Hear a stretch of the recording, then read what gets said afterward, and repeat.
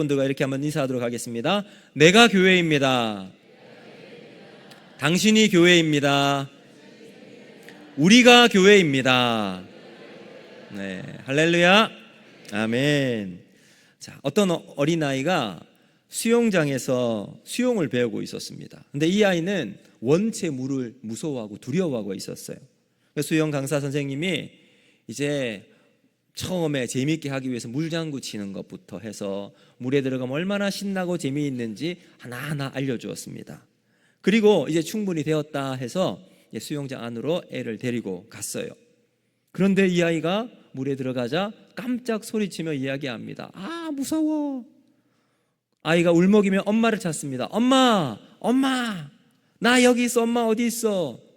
그런데 엄마는 바로 그 아이 뒤편 벤치에 앉아서 계속 그 아이를 지켜보고 있었습니다.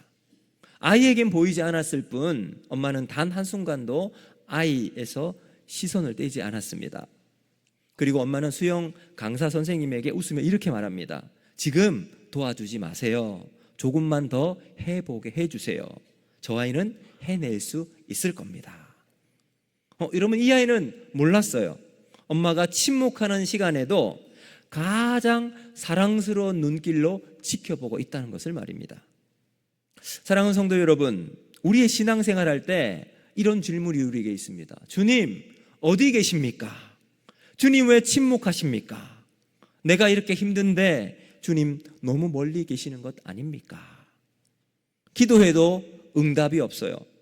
말씀을 읽어도 마음이 텅 비어 있는 것 같은 그러한 생각이 들 때가 있습니다. 그럴 때는 마치 우리 주님께서 나를 떠난 것처럼 느껴질 때가 있죠. 자, 오늘 본문은 그런 상황을 여실히 보여줍니다.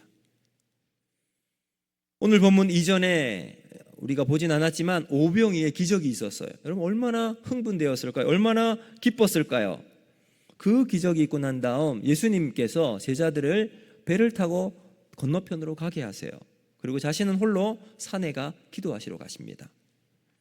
바다를 건너던 제자들에게 엄청난 풍랑이 몰아쳐요. 정확히 말하면 예수님께서 보내신 그 길 위에 풍랑을 만난 거죠. 얼마나 당황스럽습니까? 예수님 따라 순종했는데 오히려 위기가 찾아오게 되었습니다. 더 이상 주님은 보이지 않았고요. 예수님을 따라 순종했는데 오히려 커다란 생명의 위기를 경험하고 있습니다. 힘겹게 노를 저어가고 있는 상황입니다. 여러분, 믿음의 길에서 주님이 멀리 계신 것처럼 느껴질 때가 있죠. 그런데 오늘 본문은 우리에게 이렇게 말합니다. 48절 보시면 예수께서 그들이 힘겹게 노 젓는 것을 보시고, 우리는 멀리 떨어져 있는 것처럼, 주님이 안 계신 것처럼, 내 옆에 없는 것처럼 느껴지지만 주님은 보고 계십니다. 바람을 뚫고 물 위를 걸어 그들에게 가시는 주님이십니다. 보이지 않아도, 느껴지지 않아도 주님은 항상 우리를 보시고 우리 곁에 우리를 보호하시는 주님이신 줄로 믿습니다. 여러분, 그래서 신앙은요, 우리가 하나님께 요구하는 것을 응답받는 것이 아니에요. 보이지 않는 주님을 신뢰하는 것이 신앙입니다. 오늘 저는 여러분과 함께 이 말씀을 보면서 주님이 보이지 않는 시간에도 믿음의 눈으로 주님을 붙드는 은혜가 있기를 소망합니다. 이제 조금 더 본문을 구체적으로 한번 살펴보도록 할 텐데, 말씀드린 것처럼 오늘 본문 이전에는 오병이어의 기적이 있었습니다. 오병이어로 먹었던 사람이 여자와 어린아이를 빼고 5,000명이에요. 그러니까 어마어마하게 많은 사람들이겠죠. 그러니까 약 2만 명, 2만 5천 명이 그 자리에 있었을 것이다 라고 이야기합니다. 자, 이 오병이의 사건을 통해서 유대 사회의 예수님의 파장력은 엄청났습니다. 그때로부터 비로소 사람들은 예수님을 다른 시각으로 보기 시작한 거예요. 우리가 그렇게 기다렸던 메시아가 이분이 아닐까라는 고백이 여기저기서 터져나오기 시작합니다. 사람들은 흥분하기 시작하고요, 앞다투어 예수님께 더 가까이 가기 위해서 달려갑니다. 조금이라도 더 예수님 곁에 있고 싶은 마음에 어디를 가든지 예수님이 가던 그 자리를 마구 따라갔습니다. 본문은 바로 그 오병이어가 있고 난 다음 무슨 일이 일어났는가 우리들에게 말씀하고 있어요. 45절 말씀을 우리 같이 한번 읽어보겠습니다. 45절 시작. 예수께서 즉시 제자들을 재촉하사 자기가 무리를 보내는 동안에 배 타고 앞서 건너편 벳세다로 가게 하시고. 아멘. 여러분 여기 보시면 예수님께서 사람들이 막 자기를 이렇게 몰려드는 것을 보고 제자들을 재촉하세요. 재촉해서 어떻게 하세요? 배를 타고 건너편으로 보내세요. 그런 중에 예수님은 무리에게 가라고, 집으로 가라고 이렇게 말씀하세요. 그리고 왜 예수님께서 이렇게 하셨을까요? 이 오병이어는 제자들과 무리들에게 믿음의 이론에 대한 말씀을 하셨던 겁니다. 그리고 난 다음 오늘 본문은요, 그 믿음을 어떻게 우리의 삶에 적용할 것인가 실천에 대한 이야기를 하시기 때문입니다.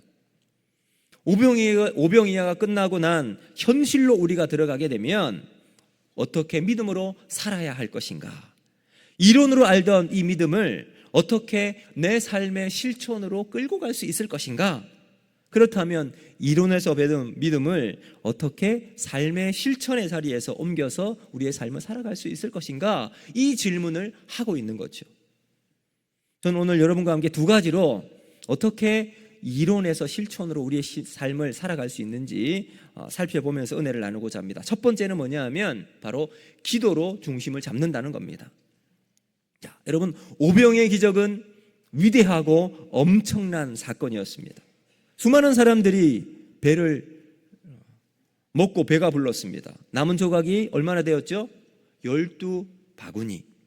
무리들은 흥분하고요, 제자들은 들떴습니다.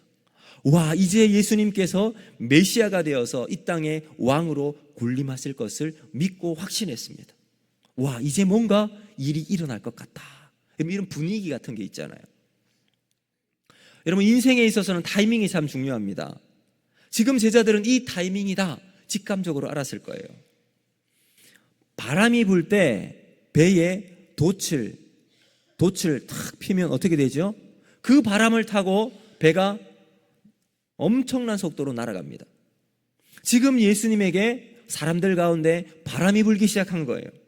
그러니 제자들이 얼마나 흥분이 되었겠습니까? 자신들이 모시는 예수님이 사람들의, 대중들의 마음을 얻게 됩니다. 그리고 이제 무슨 현상처럼 막 일어나기 시작하더니 바람이 거세게 불어오기 시작한 거예요. 그럼 이런 말이 있죠. 운칠기삼. 무슨 말인지 아시죠? 인생을 우리가 살아가다 보면 성공을 하기 위해서는 운이 7할이고 재주가 3할이다. 아무리 재주와 실력이 좋아도 운이 따라주지 않으면 그럼 그 재능을 제대로 발현하기 힘든 것이 사실 우리가 살아가는 세상일 겁니다. 사실 저는 이 말을 믿고 싶지 않지만 맞아 떨어질 때가 참 많이 있습니다. 자, 지금 예수님에게 이 상황을 그대로 적용을 해보면 예수님의 실력과 재주는 사람들이 이제 인정받기 시작해요. 세상에 마음껏 펼칠 수 있는 절호의 기회, 행운이 찾아온 거예요. 여러분, 이런 행운이 인생에서 몇 번이나 찾아옵니까? 그런데 갑자기 예수님께서 이 모든 상황을 다 정리하세요. 그리고는 무리들을 흩으십니다. 제자들은 갈릴리 호수 건너편으로 배를 타고 가세요. 가게 하시고 예수님은 홀로 산으로 기도하러 가십니다. 왜 그러셨을까요? 여러분, 똑같은 본문을 가지고 있는 요한복음 6장 15절은 이렇게 이야기합니다. 같이 한번 보겠습니다. 시작. 그러므로 예수께서 그들에 와서 자기를 억지로 붙들어 임금으로 삼으시려는 줄 아시고 다시 혼자 산으로 떠나가시니라. 자, 여러분 여기 보시면 예수님께서 다시. 그러니까 이 말은 이런 일이 한두 번 있었던 것이 아니에요. 예수님이 막 기적을 행하고 능력을 베풀 때 사람들이 막 붙잡아서 주님, 메시아가 되십시오. 우리의 왕이 되십시오. 이런 일이 한두 번이 아니었다는 거죠. 그런데 어떻게 해요? 다시 마음을 붙잡습니다. 본질을 향한 예수님의 마음이 여기에 다시 우리가 발견할 수 있어요. 그리고 혼자 하나님 앞에서 그 길을 걸어갑니다. 사람들의 기대와 부흥, 사람들의 기대에 휩쓸리지 않아요. 무리들의 tum바구니 속에서 마음을 휩쓸리지 않고 중심을 그대로 잡고 있습니다. 혼자. 그리고 떠나가십니다. 왜요? 기도하러 떠나가십니다. 그리고 똑같은 말씀을 46절 우리에게 이렇게 말씀합니다. 46절 같이 한번 읽습니다. 시작. 무리를 작별하신 후 기도하러 산으로 가시니라. 여러분, 이 장면은 소리 없지만 강하게 우리에게 외치고 있습니다. 지금은 기도할 때다. 지금은 기도할 타이밍이다. 여러분, 46절이 우리에게 단순한 행동으로 짤막하게 예수님의 모습을 기록하고 있지만 절대로 놓쳐서 안 되는 중요한 장면입니다. 예수님은 제자들처럼 흥분하지 않습니다. 차분한 마음으로 기도하시러 산으로 올라가세요. 그럼 얼마나 위대한 장면입니까? 주님은 중요한 시점마다 기도의 자리를 지키셔요. 왜 그러셨을까요? 이론이 신앙으로 이어지는 데 있어서는 가장 있어야 할 모습이 기도이기 때문입니다. 그래야 우리의 삶의 중심이 흔들리지 않기 때문입니다. 생각해 보세요, 여러분. 예수님이 하나님이신데 하나님이신 예수님이 기도하실 이유가 있을까요? 예수님이 기도하지 않으셔도 기적도 행하시고 복음도 전하고 많은 사람들이 예수님 말씀 듣고 은혜 받으며 살아갈 수 있어요. 그럼에도 불구하고 예수님께서는 더 기도하세요. 중요한 일이 있을 때마다 기도의 자리를 지키십니다. 새벽에 일어나 기도하시고 밤늦게 산에 올라가 홀로 기도하셨던 예수님, 공생의 시작을 알리셨던 세례를 받으실 때도 기도하셨어요. 12제자를 선택하실 때도, 변화산에서 변형되실 때도, 심지어 십자가를 지시고 자기를 비난하는 사람들을 향해서도 하나님 앞에 기도하셨던 예수님이십니다. 예수님의 사역을 한번 살펴보세요. 기도보다 앞섰던 것이 없어요. 언제나 기도가 먼저였습니다. 왜 그럴까요? 이론이 아닌 삶의 자리에선 기도가 아니면 우리의 신앙을 감당할 방법이 없기 때문입니다. 사람들의 환호성에 취해 있는 때가 아니라 하나님 앞에서 기도해야 될 때라고 하는 겁니다. 주님은 환호하는 무리와 거리를 두시고 하나님 앞에 기도하러 가세요. 왜 예수님께서 우리들에게 기도를 가르쳐 주실까요? 기도하는 이유는 우리의 마음을 하나님께 고정할 수 있기 때문입니다. 우리가 하나님께 고정하지 않으면 어떻게 될까요? 내 마음대로 살아가기 때문이에요. 기도가 없는 우리의 삶은 중심을 잃어버리기 때문입니다. 우리의 인생에 곤두박질 치는 여러 가지 이유가 있겠지만 그 중에 가장 중요한 이유 중에 하나는 중심이 무너질 때입니다. 우리는 세상에서 중심을 잡고 살아가기 참 힘든 시대를 살아가고 있습니다. 이 중심을 잡지 못하니 한쪽으로 쏠리게 되고 어디론가 치우치게 되죠. 중심을 잃지 않으려면 기준이 있어야 됩니다. 그 기준이 뭔가? 오늘 예수님께서는 기도를 붙잡으라 말씀하고 있습니다. 자, 바다를 향해 하는 배가 큰 파도와 태풍을 견딜 수 있는 이유가 뭘까요? 그 배 아래에 평형수가 있기 때문입니다. 지난 3월 미얀마에 7.2 강도의 지진이 일어났거든요. 근데 그 지진이 태국에까지 영향을 미치게 됩니다. 여러분 뉴스를 통해 보신 분도 계실 텐데 태국의 초고층 빌딩, 쌍둥이처럼 있는 그 빌딩이 막 흔들렸어요. 근데 우리나라 어떤 분이 거기 계시다가 그 꼭대기층에 있는 다리로 연결되는 거기가 갈라졌는데도 뛰어넘었던, 여러분 아마 그 뉴스를 보셨을 거예요. 그 초고층 빌딩이 막 흔들리는데 무너지지 않았죠. 왜 그랬을까요? 거기에 그 빌딩의 옥상에 보면 수백 톤의 무게추가 있대요. 그래서 그것이 지진이 나고 흔들리게 되면 배의 평형수처럼 흔들리면서 이 건물의 중심을 잡아준다는 거예요. 그리고 빌딩을 지지하는 이 중요한 기둥에 특수 고무로 만든 면진 장치가 있어요. 그래서 밑에는 흔들려도 위에는 크게 흔들리지 않게 만드는 거죠.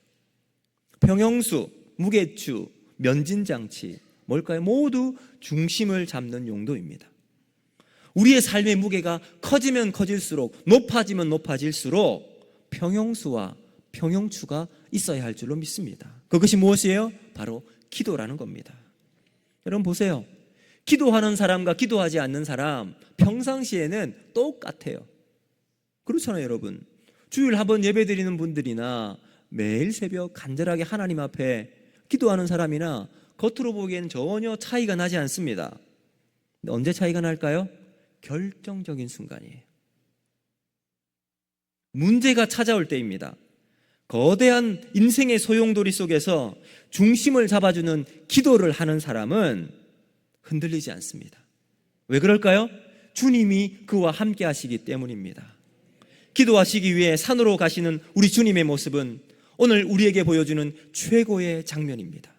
그러므로 사랑하는 성도 여러분, 새벽에 주님 앞에 기도하시길 바랍니다. 우리 장로님들, 권사님들, 새벽을 깨우십시오. 혼자 있는 시간 기도하시기를 바랍니다. 그럼 기도하는 사람만이 중심을 지킬 수 있고, 기도하는 사람만이 현실 속에서 믿음을 지킬 줄로 믿습니다. 자, 이제 두 번째, 여러분 진짜 믿음은 풍랑 속에서 드러난다는 거예요. 자, 이제 여러분 우리의 시선을 제자들에게 한번 옮겨보도록 하겠습니다.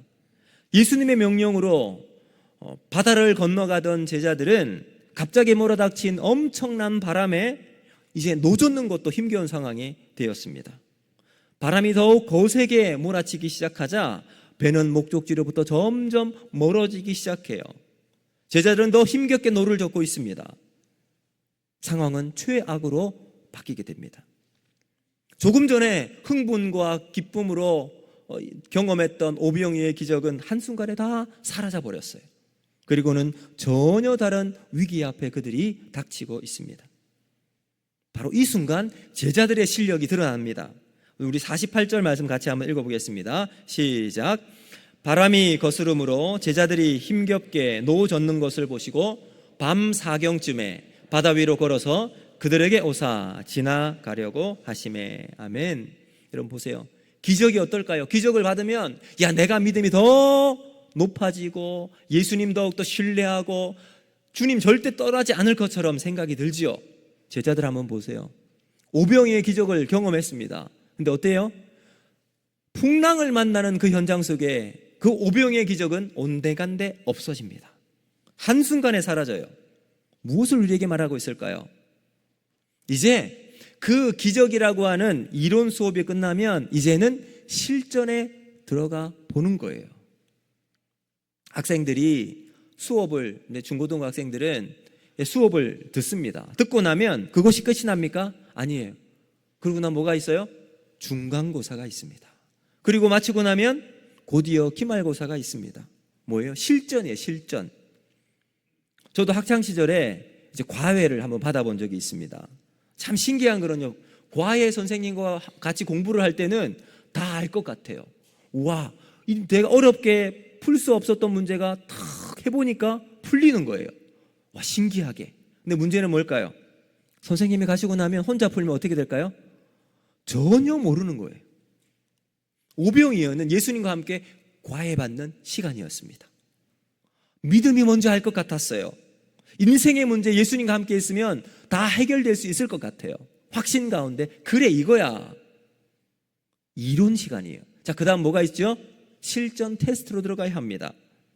그 현장이 어딜까요? 바로 제자들이 만났던 바다 위 폭풍이었습니다. 삶의 현장에 들어가는데 이때는 예고가 없어요. 돌풍이 내 인생에 어느 날 갑자기 불어닥치고요, 뜻하지 않은 문제들이 갑자기 터지게 되죠. 여러분, 그때 우리가 어떻게 반응하는가에 따라 우리의 인생이 결정된다는 겁니다. 여기에서 믿음의 실력이 드러납니다.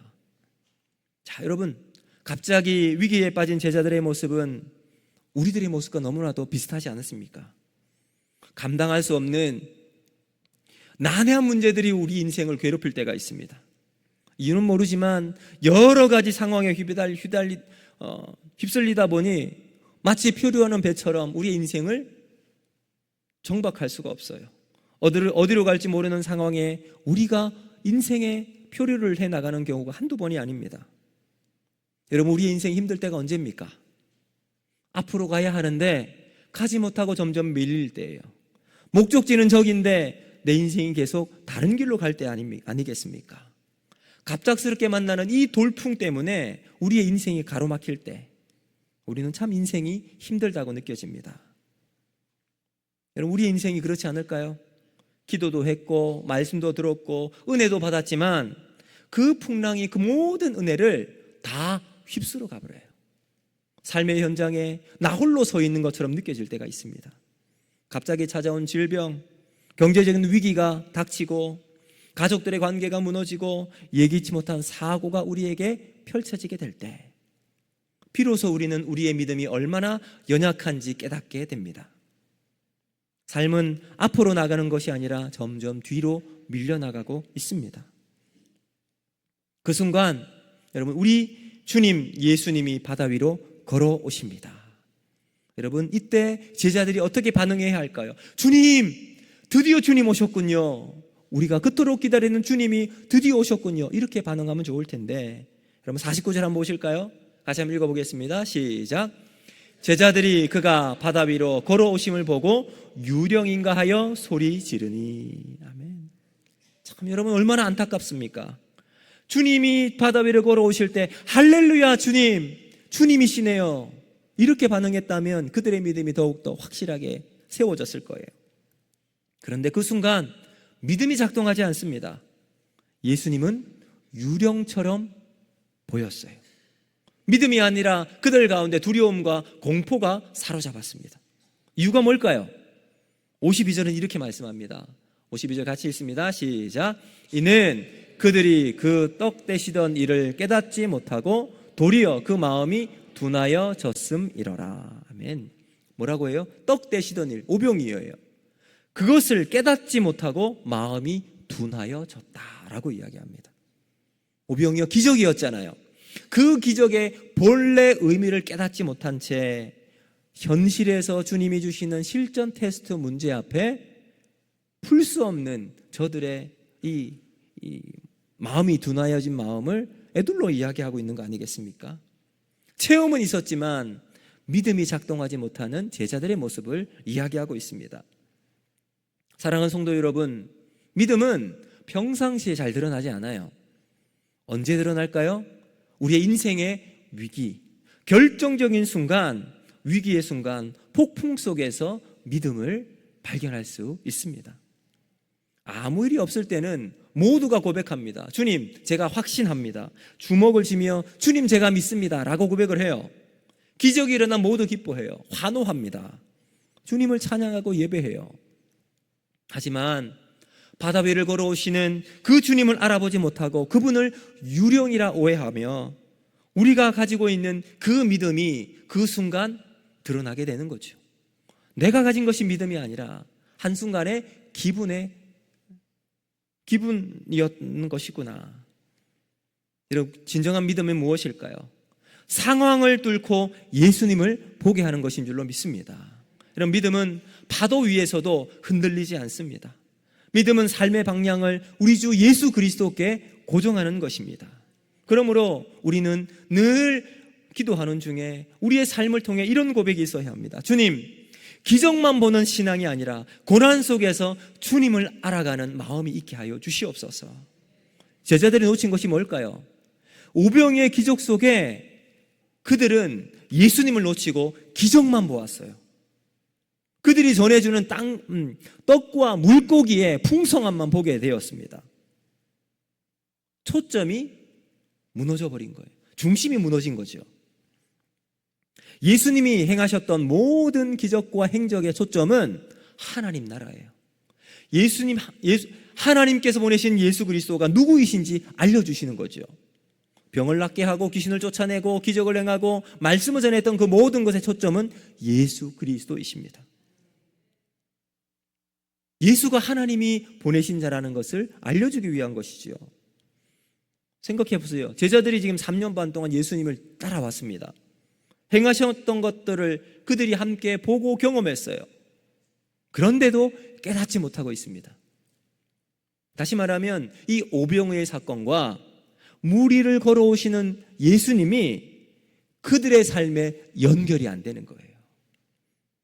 이론적으로는 알고 있는데 현실 속에서 그 믿음이 작동하지 않는 거예요. 문제를 만나면 예수님 찾지 않고 중심을 예수님께 두는 것이 아니라 주변을 바라보고 있다는 겁니다. 예수님은 생각도 나지 않고 믿음으로 연결시키지 못하는 제자들의 모습, 이것이 제자들의 실력이었습니다. 사랑하는 성도 여러분, 우리의 삶도 마찬가지예요. 우리의 인생에 예수님과 연결되지 않으면 제자들이 가지고 있었던 두려움과 불안이 우리 속에 들어올 것입니다. 그러면 예수님의 이야기가 나로 연결되기 위해선 믿음이 필요합니다. 여러분, 사랑하는 성도 여러분, 이번 한 주간 동안 믿음이 여러분의 삶의 현장 속에 작동되는 그러한 삶이 살아가는 저와 여러분이 되기를 주님 여러분 축복합니다. 이제 말씀을 마치도록 하겠습니다. 사랑하는 성도 여러분, 기도로 우리의 신앙의 중심을 잡으시기를 바랍니다. 여러분, 지금 아무 일 없다고 기도 안 해도 별일 없잖아요, 여러분. 그렇지만 우리의 삶의 중심을 잡기 위해선 기도의 자리가 필요합니다. 기도하면서 하나님을 만나야 하고 기도하면서 주님의 은혜를 내가 체험해야 합니다. 그럴 때 내 삶의 중심이 흔들리지 않습니다. 또 두 번째, 우리의 믿음이 작동될 수 있도록 늘 하나님 안에서 우리의 삶을 지켜나갈 수 있어야 합니다. 오늘도 우리 주님 우리에게 이렇게 말씀하십니다. 50절 뭐라고 말씀하세요? 안심하라, 내니 두려워 말라. 사랑하는 성도 여러분, 우리의 믿음의 눈이 열리게 되면 풍랑은 그 이후 잔잔해집니다. 그리고 무엇만 남아요? 제자들과 함께 있는 예수님만 남게 됩니다. 여러분, 우리의 인생을 돌아볼 때 거센 풍랑 속에 무엇이 남아 있습니까? 예수 그리스도만 남아있는 저와 여러분의 삶이 되기를 주님 여러분 축복합니다. 그러면 혼란했던 우리의 삶이 정리되고 예수님이 우리의 인생을 인도하시는 복된 삶이 펼쳐지게 될 줄로 믿습니다. 여러분, 이 말씀을 기억하면서 이 시간 우리 함께 찬양하기를 원하는데요, 하나님의